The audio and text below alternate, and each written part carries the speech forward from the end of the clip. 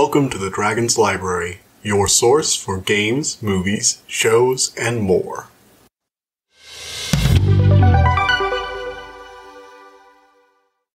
Hello everybody, welcome back to the Dragon's Library. So today we are talking about the Cracow Monsters. Cracow Monsters. And this is a show on Netflix that caught my attention.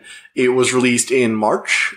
And I just, happened upon it and oh, this would be cool. Doesn't look like many people are talking about this. I can barely find the information about it online, which is either the sign you found a hidden gem or a garbage fire. And ironically, it's not really either. I wanted to like this, okay? I'm gonna get this out of the way. Context time. Let's begin here. I wanted to like this show. I really, really wanted to like this. So, this show, we're going to a summary right now, is essentially an adaptation of Polish mythology, sort of an urban fantasy setting. Basically a upcoming college student named Alex basically had this accident happen to her when she was very young. She's had these weird supernatural events following her around. She's depressed. She can't sleep due to nightmares, and she just wants to get a good life. She's studying constantly, although it's implied she's doing it to cope with her insomnia because she has nothing else to do in the dead of night. And after a mysterious professor notices her supernatural, he basically does a sort of Professor Xavier thing and says, yes, you're going to be joining my special study group. Although it's more of a Doom Patrol situation than X-Men, which I'll get into later, because it's the head of the study group or the special group of students is more of morally neutral, which I actually kind of like a lot more than them being a paragon, because it adds an interesting dynamic of he knows a lot, but he's also a little sketchy. And he's gathered other students that have other supernatural gifts. They were, all families. They're either encountered or they've had some encounter with the supernatural force or have some legacy or whatever.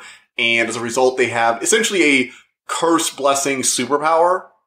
Alex has a sort of guardian deity that follows her around. There's another kid that two of them have mind-reading powers where they can read, surface-level thoughts. Another experiences the past of anything she touches, so he's sort of like the plot detector. It's like, oh my god, my hand's on fire, it's a fire demon. It's like, okay, well, fire demons are going, he basically gets the plot moving whenever he needs to. He touches something and, they learn more about it and it pushes them to go deeper into the mystery. You've got other people, everybody has their own gifts. It's alright. I like the gifts being very subtle and single use and they're not really able to fight off the monsters with their powers. They more have to go through the different rituals and, practices that people have long forgotten in order to, it's like research. It's a lot like Supernatural, actually, where they have to, look into the legends behind things and figure out how to best deal with these things that their ancestors once had to deal with. And the big rub for this one is that it's based on Polish mythology, which is an offshoot of the general Slavic mythology of Eastern Europe. That kind of tends to get grouped together. Slavic mythology is the form of mythology I have the least amount of information about. When it comes to Chinese mythology, I know a bit more about Korean with the Unagi. I know about Japanese mythology. I love Egyptian, Greek, and Norse because it's, the big three. I've studied a bit of Irish and general Celtic folklore, even some Wales folklore. I know general myths and legends from all across Europe, even decent ones across North America, even some things from the Aboriginal people of Australia, like the rainbow serpent. But I am not, however, a fan. Not a fan. It's just, there isn't a lot of information about Slavic folklore. There's not a lot for me to dig into. I'm going to actually try and research some of the gods that they, mentioned in the show, including one who's a major character, who's the god that's always following the, guardian deity that's following Alex around. And I could find nothing. The only sites that popped up for me were, in non-English speaking language, and I can't read them. I didn't want to spend the time going to Google Translate things only to figure out it was, not really there. So I have no way of confirming how accurate this is based on Slavic mythology. To understand just how little about Slavic mythology I know, the only god I know of from Slavic mythology, in any detail is Chernobog, because he was an American god, he was the demon, he was the devil-like figure atop the mountain in Fantasia. And I know a bit about Velis, because he was a god that was mentioned in something I've read before, like offhandedly. It's a world where, like, monsters and gods and demons are all real kind of stuff. And there was this offhanded mention of Velis as I think it was either a water or a volcano god. I know I'm confusing two very different things there. But that just tells you how little I know about this. I know one god in detail and the name of another god. That was it. And I thought, hey, this will be a good thing to learn about Slavic folklore. So I watched it.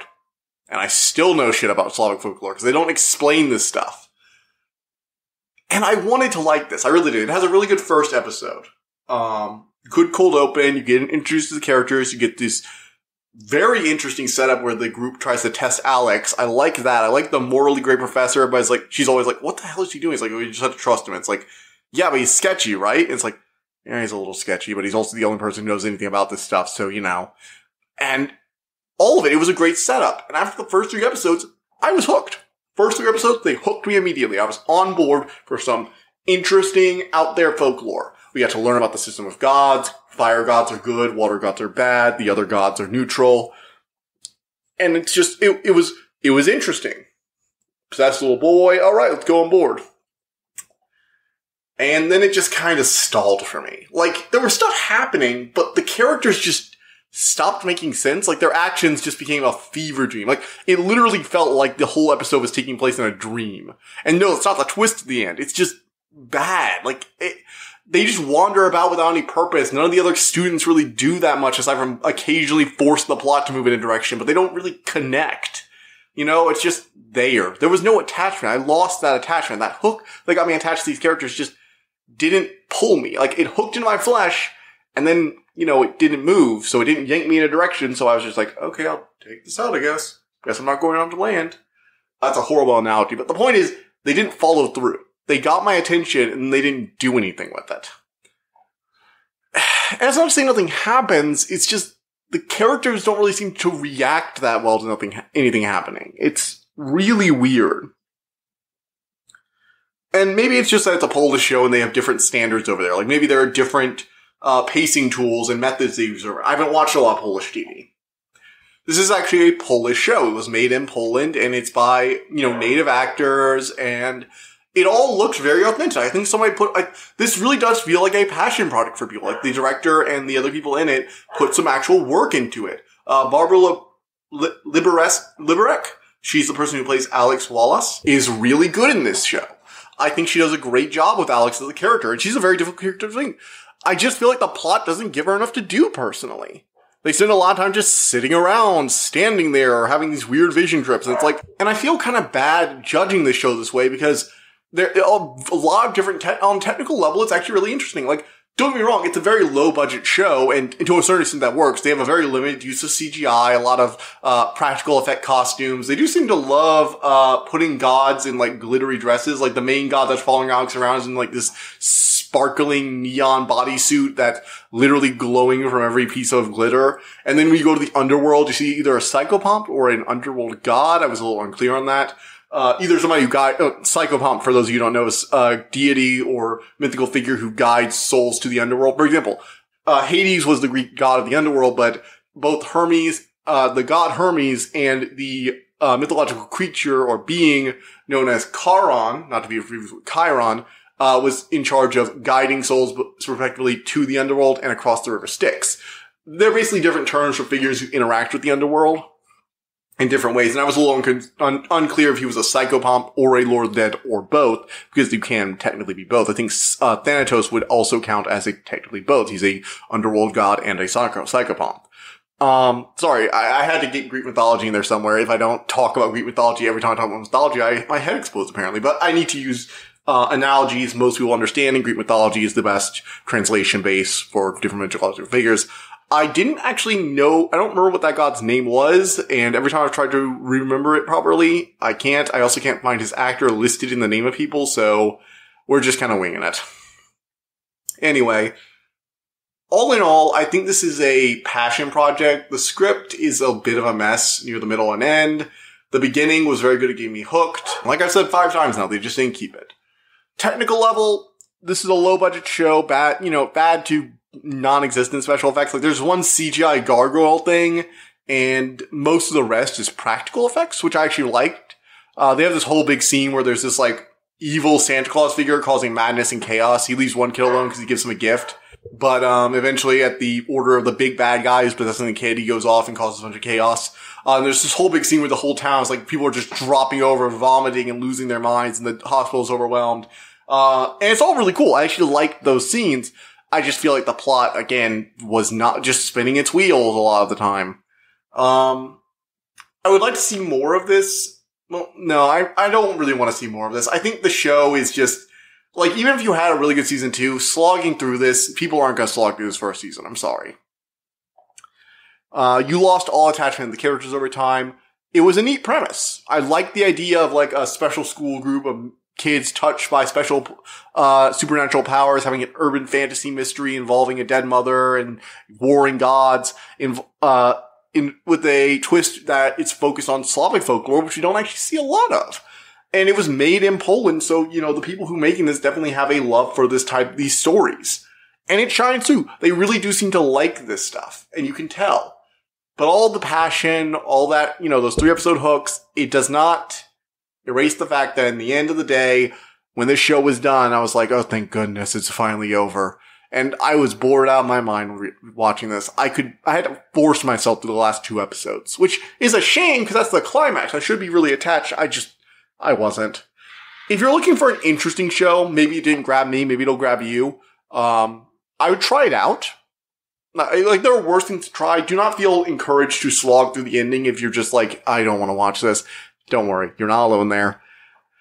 I'm going to give this a 6 out of 10, 5.5. Look, the CGI isn't that great. The character is just kind of a mess. Like, this is, on a technical level, it's there, but it's really bad. I'm going to give this a 5. 5 out of 10 for this. Good try, guys. I want to see more from you. Fix your problems, get a better writer in there, focus more on the weird mythology, maybe make your gods look like gods instead of like pop stars. I'd like to see more. I would like to see more from this team, not more from this show. So, moving on from there, that's the end of my review. Like I said, 5 out of 10. If you're interested in Folklore, it's worth a watch to see if it'll catch your attention like it did mine. And it's definitely something you should probably have, like, see a few scenes from. You know, never know. Different people like different things. So, moving on to the spoiler section. I don't really have much to talk about here. There's not a whole lot of spoilers, aside from the big one, so I'll go ahead and go over that. So, basically, there's this whole thing where they have, like, the second in command of the students. You know, he's the leader when the teacher's not around, the professor's not around, and all of them are starting to be, like, doctors and psychologists, so they're all over the hospital when it, you know, goes off in that one episode, those 2 episodes. And he has this very close relationship with the teacher where the teacher's asking him to do a bunch of morally gray things because you have to fight, you know, sometimes fighting monsters can be a bit touch and go, especially when they're, you know, possessing corpses, especially the corpses of children. Things get very messed up. And I will give this show this. It is very good at that creepy factor occasionally. Like that child with the malformed face talking about how Alex's mother sent it. That was very effective. And her whole breakdown of, you just snapped a child's... It wasn't a child anymore. I know it wasn't a child. It was her child. It was like, yeah, that's really messed up. She hasn't been around this stuff this long. She clearly hasn't been exposed to pop culture in the way a lot of other people have. She was out in the rural area of her country for a lot. She came to the big city to get a good start, to go get a good education. She clearly hasn't been exposed to a lot of the pop culture stuff. So when she sees a zombie kid, it's like, no, this is actually really messed up for me. I haven't seen this trope on TV 1,000 times. It's like, yeah, I actually got that feeling from her. I also like how the student is always constantly arguing with the professor. The professor's like, we had a bargain. We have a note. It's like, yeah, you know, we put aside everything else. We focus on protecting people and doing what we need to do to keep this city safe. It's like, okay. And then the kid finds out that he's been half the time when he's been disappearing, it hasn't been to go research things like he keeps telling him. He's been lying to him and keeping she apparently has a wife and a kid. And from what I gathered, he has been interfering in the kid's life to say, no, you can't have attachments. Attachments are going to destroy you. And so somebody's telling him, you have to focus on the mission, no attachments. And suddenly all the professor can think about in the later half of the series is my dying kid. Yeah, it becomes a little messed up. And the kid's like, what the fuck? You told me I couldn't even have a girlfriend. Cause I had to go look after your kid.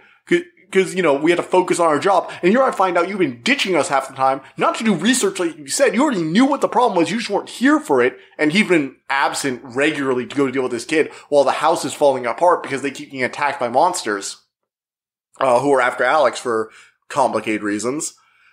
And it turns out, yeah, he's been ditching him for personal reasons. The same thing he's been getting all over him the entire time for years. And I think that's a really interesting dynamic. I like it when it's the other way around, where it's not the kid who's jerking responsibilities, the adult who is, and he finds out, you've been bullshitting me the whole time. Although, in a sense, he wasn't wrong, because those attachments end up being the teacher's undoing. See, the dark god ends up saying, hey, if you do some horrible things for me, I will heal your son. One of the first thing he's asked to do is literally sacrifice an infant. So he steals an infant from the hospital and murders it and arranges its bones in a special ritual for the god. Like, he goes, I will sell my soul to the devil for my son. I swear. And he's been dealing with these power for a long time. He knows he's fucked. But he's hoping the entity will keep its bargain. But yeah, I actually really like that, how he's a bit more interesting. That's why I'm trying to get Doom Patrol, cause I haven't read a lot of comics. Due to the Teen Titans show, though, I did do a little wiki research a long time ago, and I learned that the Doom Patrol that shows up as Beast Boy's old backstory in the Teen Titans show, their original leader was this, guy in a wheelchair, Charles Xavier style, who found them all and gave them a home and taught them to control their gifts. But it's later revealed in, a sort of retconny way that he was responsible for all of their accidents that ruined their lives in the first place.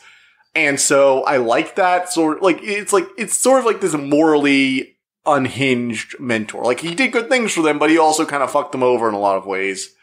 And he's not responsible for their misfortune. The gods are. But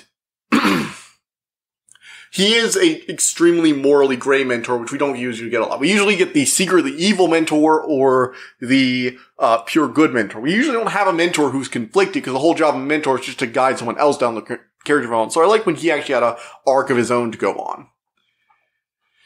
Aside from that, Alex, like I said, is a fun character. She feels genuinely tormented by her mother's death. They always have that one person who's constantly having nightmares and flashbacks so they can act normally in public. No. Alex acts like a weirdo in public. People understand something's wrong with that girl. It's yeah, her mother tried to drove their car into a lake, killing herself in the process, and Alex thought she was trying to bring her down with her. And then a bus also fell into the water, and she was the only survivor. So yeah, she's messed up. She saw a bunch of her classmates murdered, and her mother tried to, suicide murder her. So yeah, she's not in the best mental state. And she's constantly waking up at night. No, she doesn't just go back to sleep or have a tired eyes in the morning. No, she stays up all night, obsessively studying, because it's the only thing she can do to keep her mind off. And she does all these, she's constantly drinking, going to bars and trying to distract herself, smoking some weed, just anything she can do to keep her mind off the nightmares that plague her constantly. She actually feels like someone who's tormented. Because I feel like TV too often has the TV tormented character where it's all they need is a hug and a kind word and suddenly they're back to normal and all the nightmares are gone. Or they have the symbolic battle in the mind they just put aside. No, Alex feels like someone who's always going to have problems, probably for the rest of her life. And I can get behind that. I did like the initial setup where they explained a long time ago there was three gods, the water, the fire, and the neutral ones who restored balance. And the fire and the water gods used to be fighting all the time until the neutral gods told them, hey, let's chill out, let's the humans have this world. And so now they only act through intermediaries, and outer gods are not, the big gods aren't supposed to come in. They can send their minions, monsters and stuff like that. There's a fire gargoyle trying to hunt down this kid, because he's gonna be possessed by an outer god, but they're not supposed to manifest on Earth anymore. But one of them decides to break that rule. He is starting to manifest in a young child who has an abusive father.